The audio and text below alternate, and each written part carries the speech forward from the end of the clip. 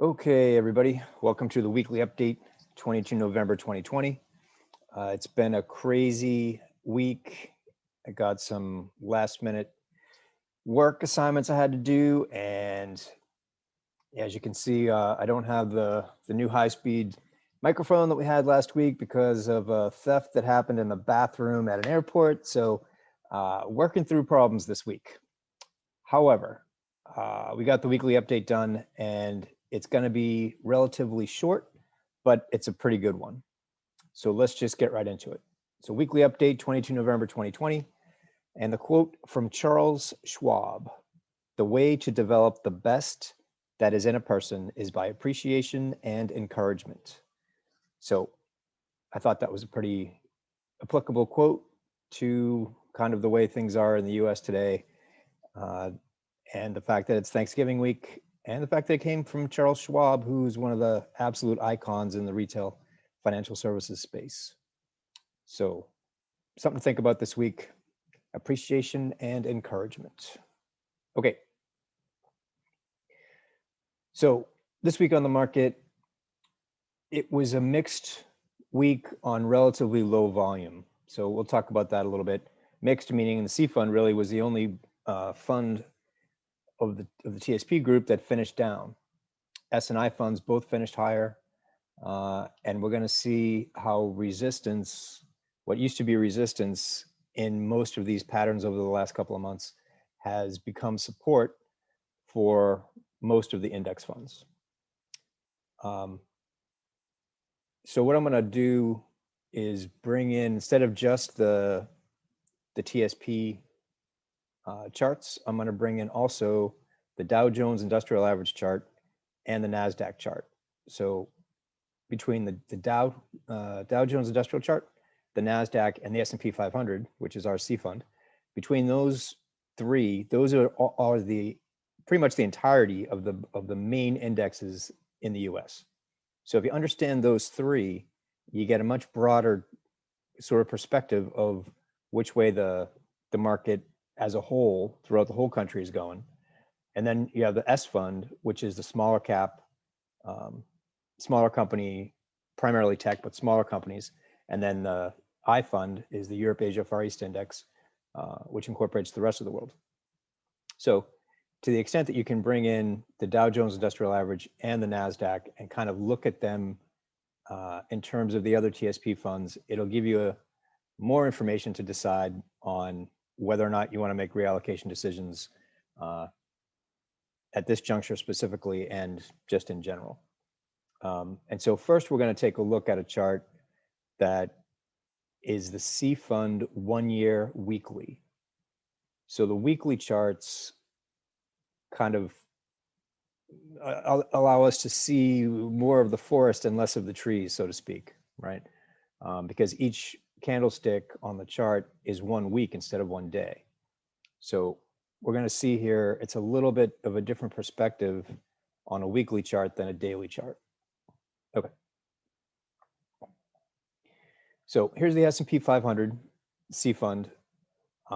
It's a 1 year weekly chart. Okay. So we can see here that this line at 3,500, forget up here I said 3,550, that's not right. That's not right on the weekly, that's right on the daily. So that line is 3,500. And you can see back here in August, we closed that week right on the 3,500 line. And then the next week, right here, it opened on the 3,500 line, but closed down here at the bottom part of the rectangle of the candlestick. And then it's pretty much consolidated sideways ever since. So you got this sort of W pattern going on, okay? And then last week, it broke out above that 3,500 level and stayed above it and closed above it, right? Closed just below 3,600. So this dotted line here at 3,500 now represents support for price, as opposed to where it was resistance over the past 2 months or so. So on a weekly basis, right, not on a daily basis, but a weekly basis, we want to see that dotted line hold as support going forward. Worst case scenario is the blue line here is the 10-week moving average. So as that 10-week moving average continues to move higher, it could intersect, right? It could intersect right there at the 3,400 level as the price comes down to it. And now we have you have both the 10-week moving average and the support line to support you at that price, and then it should go higher. Okay. So it's pretty simple on a weekly basis. The most room I would probably give the C fund on a weekly basis is a weekly close below 3,500. That would probably get me out of the C fund if that happened on a weekly basis. Then you look down here. So let's talk about a couple other things. This volume week last week was pretty big, right? It's the highest volume week we've had in a while. It gapped up through that 3,500 resistance level, and it did it on big volume. So it's a bullish chart, even though this past week we had a little bit of a pullback. But the pullback that we had was on lower volume than the last several weeks. So the chart looks good. Indicators certainly have room to move higher, right? We're not topped out here in the RSI, and the MACD is positive, and it's not overextended. Like this area here is kind of overextended, and you can see that kind of corresponds to the top there. So the chart looks good. It's a weekly chart, so keep that in mind. Weekly. All right. So that's the sort of longer term perspective. Now we're going to go to the 6-month daily charts. And we're going to start with the Dow Jones Industrial Average. So the Dow was in this consolidation pattern right here, okay, for the past 2 months.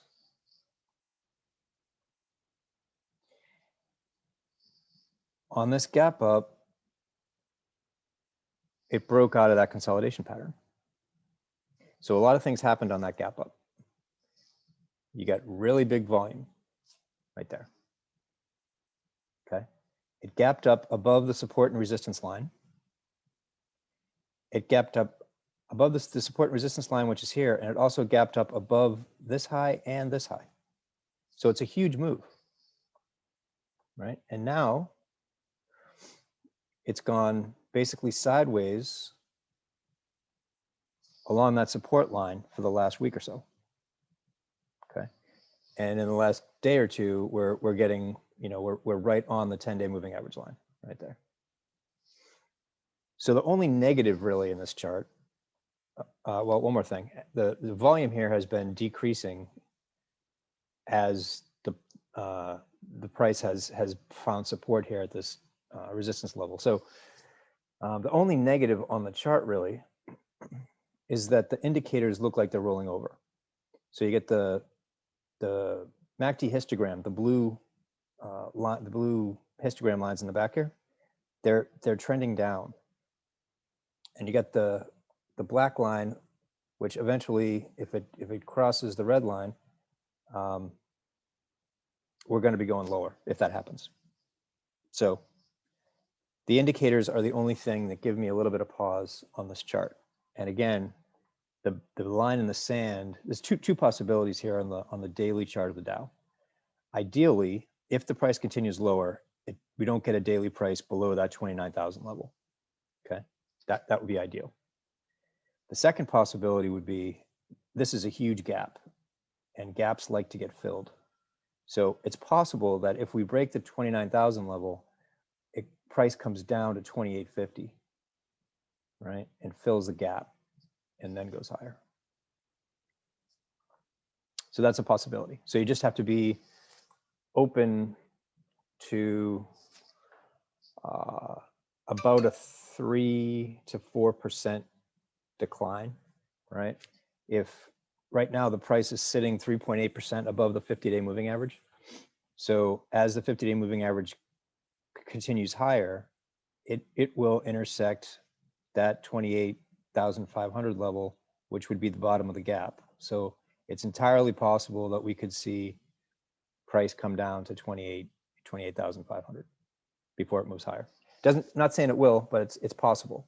Anything lower than that, if you're gonna extend it the most sort of leeway, anything below 28,500 and we have a problem. I mean, then we're heading south. Okay, so that's the Dow Jones Industrial Average. The NASDAQ Composite Index. Actually, wait, let me go back to this. So another important piece of this consolidation area here, it's a new high, because this was the prior high. That was the prior all-time high. So now we're at a new all-time high here in this consolidation on the Dow. On the NASDAQ, we are not. Okay, on the NASDAQ, we have had a high here at the beginning of September, and we've been banging off this 12,000 level ever since. The good thing about this is that we have higher lows. Okay, so we have basically an ascending triangle pattern, and when it resolves, it should resolve to the upside. We don't know that yet. It should resolve to the upside, but we just don't know that yet. So we got new highs, we got consolidation after new highs on the Dow Jones Industrial Average, and we have the NASDAQ, which has not yet been able to make new highs. So if you remember, at the beginning of November, there was a lot of talk about sector rotation, right? And a lot of Netflix, Amazon, Microsoft, Apple, the big tech names rolled over pretty hard. And that actually was that day right there. And they really haven't, they've come back to some extent, but the tech names have been kind of hurting for a little bit. And we also have some pretty high volume down days on the NASDAQ. So since tech has been driving the train since the low in March, we really want to see tech push through that 12,000 level. You know, if it gets up here to, I don't know, 12,500, 13,000, then we're definitely out of the pattern, out of this bigger consolidation pattern, and we're continuing higher from there. But right now, it's a question mark, right? Because it certainly could come up, hit 12,000 again, and not a problem. Could do that. So we'll be watching. As it is right now, the NASDAQ is like 1%. I didn't write it on here. It's like 1% above its 10-day moving average, and it's 4% above its 50-day moving average. So if you let it come all the way back down here to 11,387, it's a 4% loss. So if you're going to give it enough leeway to basically get down to the 50-day moving average and this to pick up that lower trend line, you're looking at a 4% decrease from there, from where the price is right now. So you just have to decide if you owned the NASDAQ and you expected it to roll over here at the 12,000 level like it's done the last 3 times it hit that level, a good place that you might buy back in would be the 50-day moving average, and that is about 4% lower than where the price is right now. So something to think about. All right. S&P 500 looks much more similar to the Dow index, right? We had a new high here, and now we have this consolidation also at a new high. So it looks much more like the Dow Jones Industrial Average. In this case, it's 3,500. We had a new high here that was just shy of 3,600. We had a one-day close above that 3,500 line, and then since then it couldn't get above it until this big day here, which was, I think, the Wednesday after the election. And since then, we're consolidating sideways above that support level.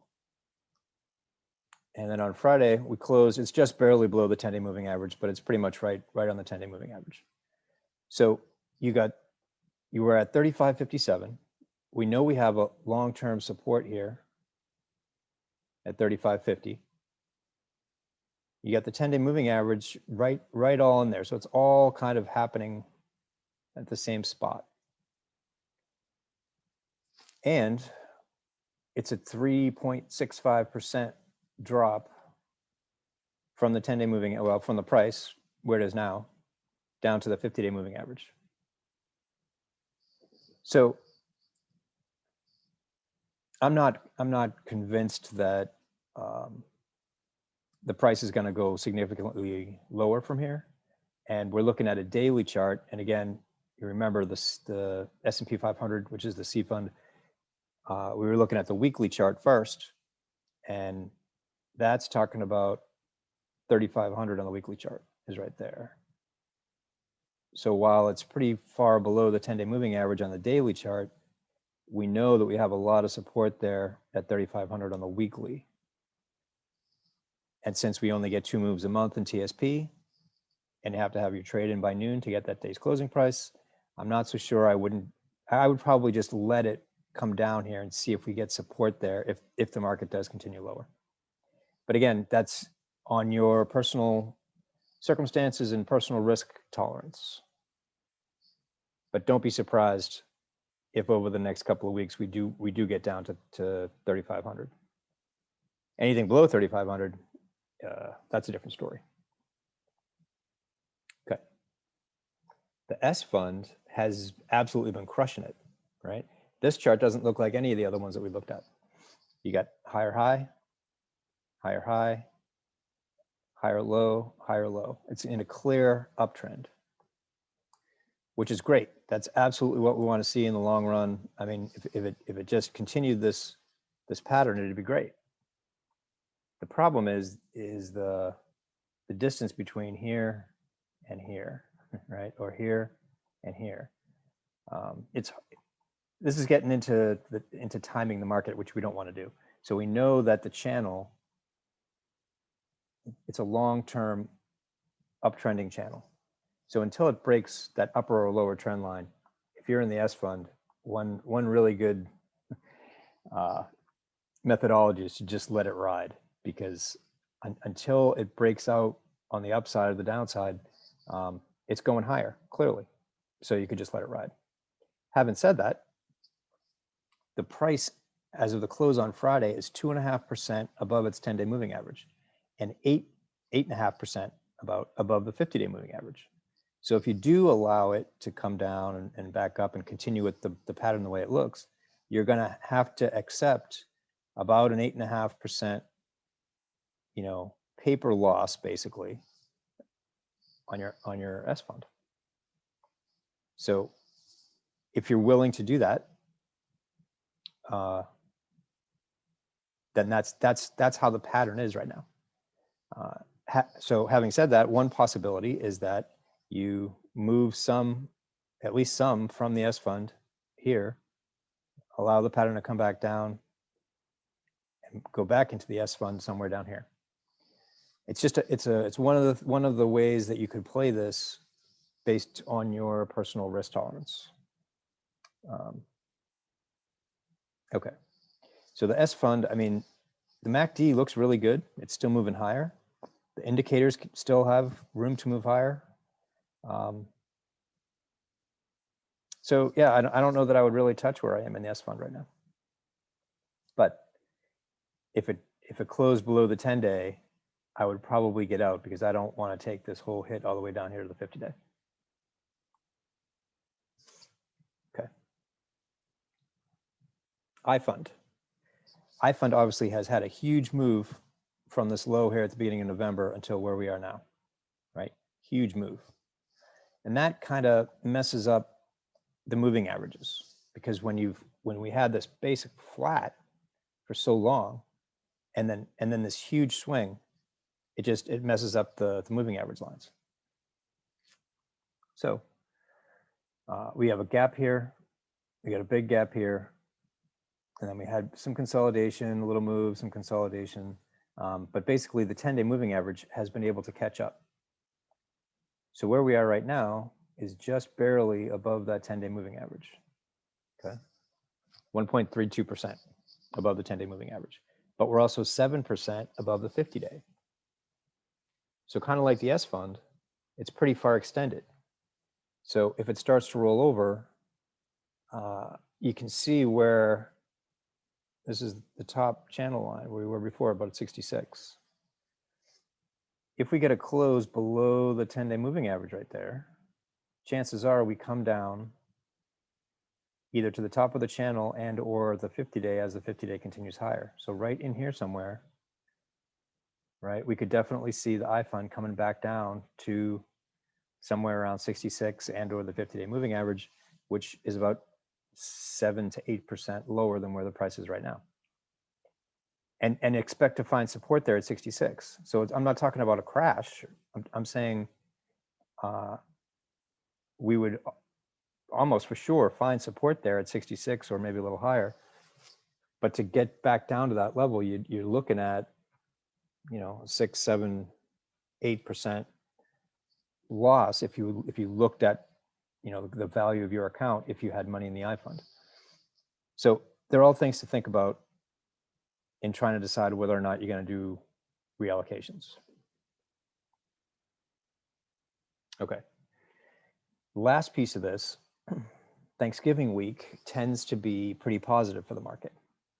This year has been a crazy year. So I'm really, really curious to see how it ends up.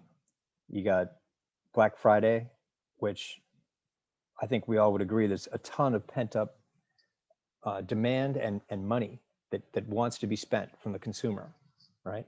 No one's going on vacation. No one's taking big trips. I think it's going to be a huge year for kids for Christmas because there's a lot of money sloshing around out there.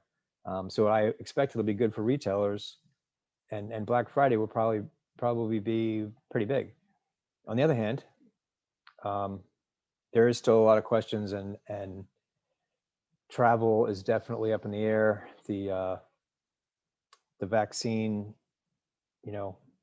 depending on what station you listen to, what channel you listen to, the vaccine's coming sooner or later. So we shall see. There are a lot of pros and a lot of cons to this week, but historically, Thanksgiving week is really positive for the stock funds. So we'll see what happens early this week. I don't know. I'm pretty optimistic. I'll say cautiously optimistic, but I'm pretty optimistic.